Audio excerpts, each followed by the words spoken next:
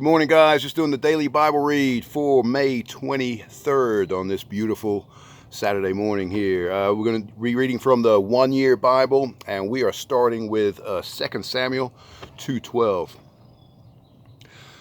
One day, Abner led Ishbosheth's troops from Mahanaim to Gibeon. About the same time, Joab, son of Zeruiah, led David's troops out and met them at the pool of Gibeon.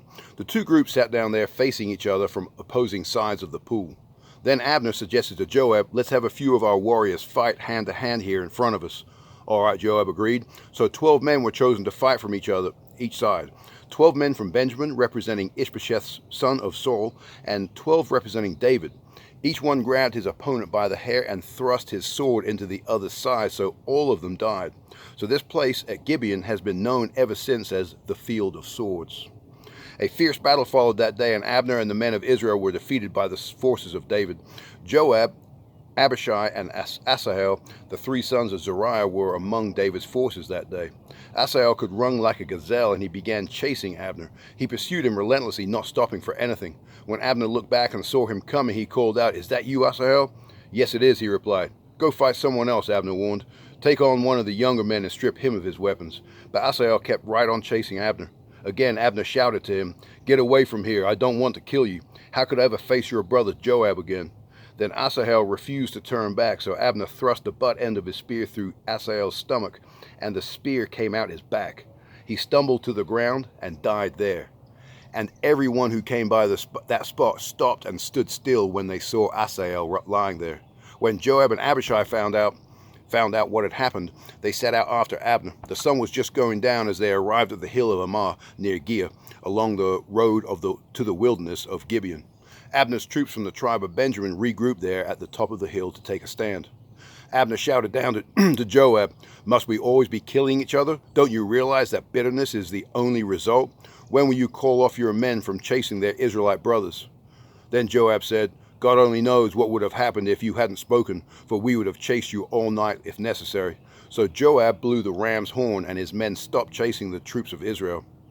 All that night, Abner and his men retreated through the Jordan Valley. They crossed the Jordan River, traveling all through the morning, and didn't stop until they arrived at Mahanaim.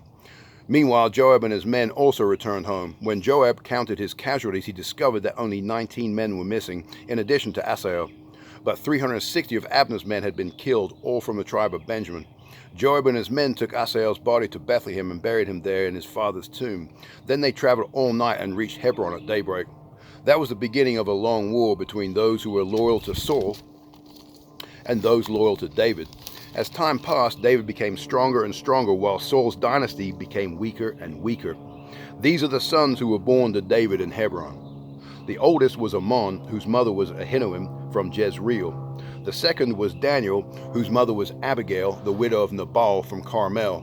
The third was Absalom, whose mother was Maacah, the daughter of Talmai, king of Geshur. The fourth was Adonijah, whose mother was Haggith. The fifth was Shephatiah, whose mother was Abital. The sixth was Ithream, whose mother was Eglah, David's wife. These sons were all born to David in Hebron. As the war between the house of Saul and the house of David went on, Abner became a powerful leader among those loyal to Saul. One day, Ishbosheth, Saul's son, accused Abner of sleeping with one of his father's concubines, a woman named Rizpah, daughter of Aiah. Abner was furious. "Am I some Judean dog to be kicked around like this?" he shouted. "After all I have done for your father, Saul, and his family and friends by not handing you over to David, is this my reward, that you find fault with me about this woman? May God strike me and even kill me if I don't do everything I can to help David get what the Lord has promised him. I'm going to take Saul's kingdom and give it to David. I will establish the throne of David over Israel as well as Judah, all the way from Dan in the north to Beersheba in the south." Ishbosheth didn't dare say another word because he was afraid of what Abner might do. Then Abner sent messengers to David saying, "Doesn't the entire land belong to you? Make a solemn pact with me and I will help turn over all Israel to you." "All right," David replied, "but I will not negotiate with you unless you bring back my wife, Michal, Saul's daughter, when you come." David then sent this message to Ishbosheth, Saul's son. "Give me back my wife, Michal, for I bought her with the lives of 100 Philistines." So Ishbosheth took Michal away from her husband, Palti, son of Laish. Palti followed along behind her as far as Bahurim, weeping as he went. But Abner told him, "Go back home." So Palti returned. Meanwhile, Abner had consulted with the elders of Israel for some time now, and he told them, "You have wanted to make David your king. Now is the time, for the Lord has said, I have chosen David to save my people Israel from the hands of the Philistines and from all their other enemies." Abner also spoke with the men of Benjamin. Then he went to Hebron to tell David that all the people of Israel and Benjamin had agreed to support him. When Abner and the 12 of his men came to Hebron, David entertained them with a great feast. Then Abner said to David, "Let me go and call an assembly of all Israel to support my lord the king. They will make a covenant with you to make you their king, and you will rule over everything your heart desires." So David sent Abner safely on his way. But just after David had sent Abner away in safety, Joab and some of David's troops returned from a raid, bringing much plunder with them. When Joab arrived, he was told that Abner had just been there visiting the king and had been sent away in safety. Joab rushed to the king and demanded, "What have you done? What do you mean by letting Abner get away? You know perfectly well that he came to spy on you and find out everything you're doing."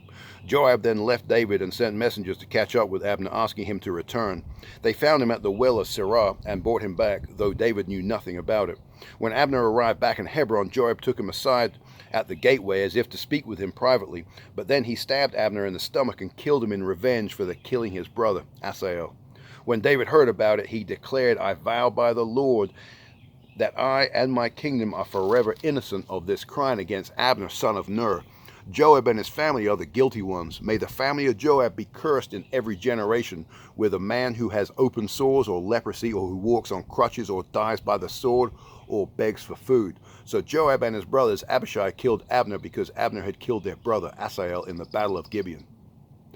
Then David said to Joab and all those who were with him, "Tear your clothes and put on burlap, mourn for Abner." And King David himself walked behind the procession to the grave. They buried Abner in Hebron, and the king and all the people wept at his graveside. Then the king sang this funeral song for Abner. "Should Abner have died as fools die? Your hands were not bound, your feet were not chained. No, you were murdered, the victim of a wicked plot." All the people wept again for Abner. David had refused to eat anything on the day of the funeral. Now everyone begged him to eat. But David had made a vow, saying, "May God strike me and even kill me if I eat anything before sundown."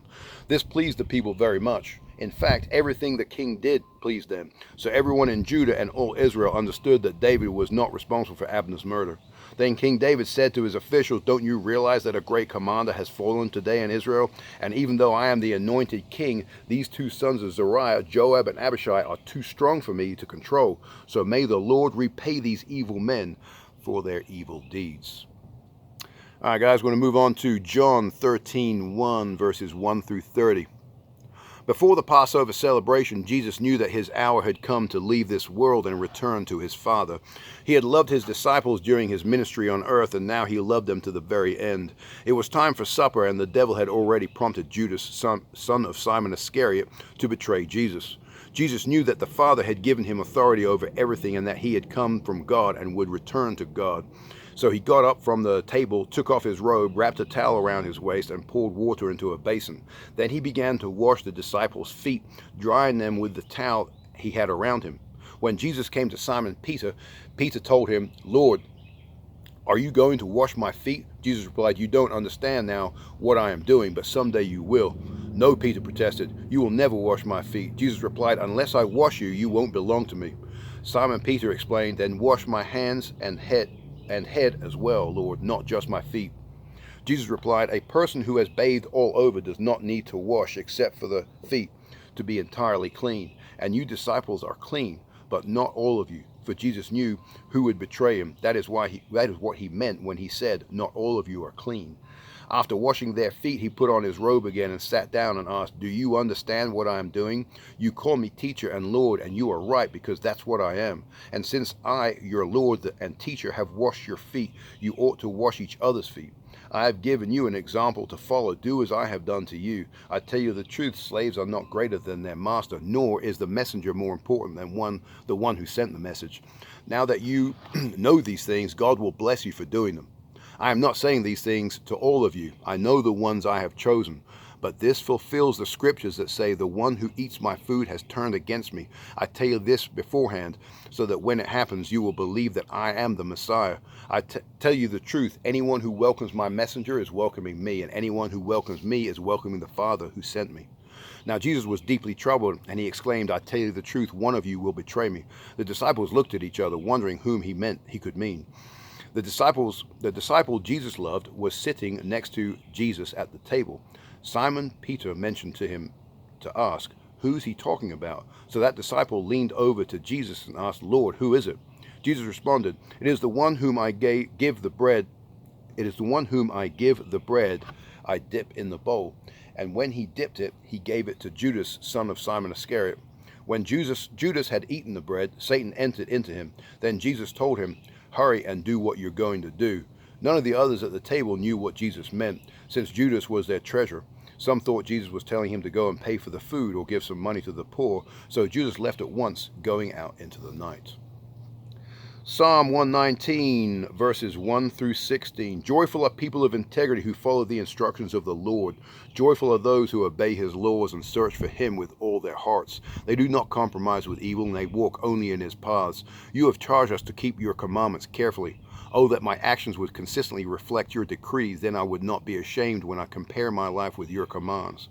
As I learn your righteous regulations, I will thank you by living as I should. I will obey your decrees. Please don't give up on me. How can a young person stay pure? By obeying your word.